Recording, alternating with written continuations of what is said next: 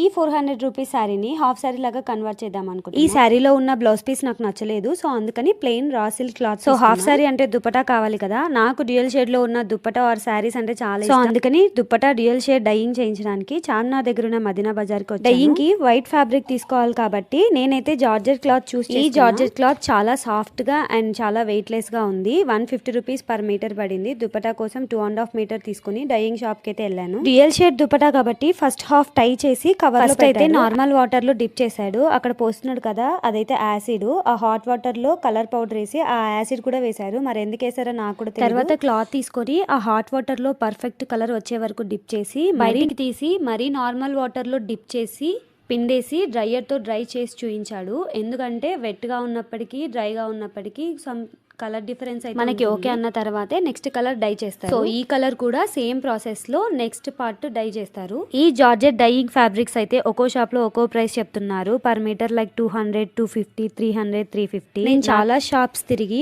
Final గా అయితే ఒక షాప్ లో 150 రూపీస్ పర్ మీటర్ తీసుకున్నాను. ఫైనల్ గా దుపట్టా అయితే డైయింగ్ అయిపోయింది. ఈ దుపట్టా బార్డర్ కి సింపుల్ లేస్ తీసుకుని ఇంటికి వచ్చి ఆరేసాను. నేను తీసుకున్న lace only 100 rupees. So this is part 1. Final output చూడాలనుకుంటే వెయిట్ ఫర్ పార్ట్ 2. ఫాలో చేసి లైక్ చేసి కామెంట్ చేయండి. Thanks for watching.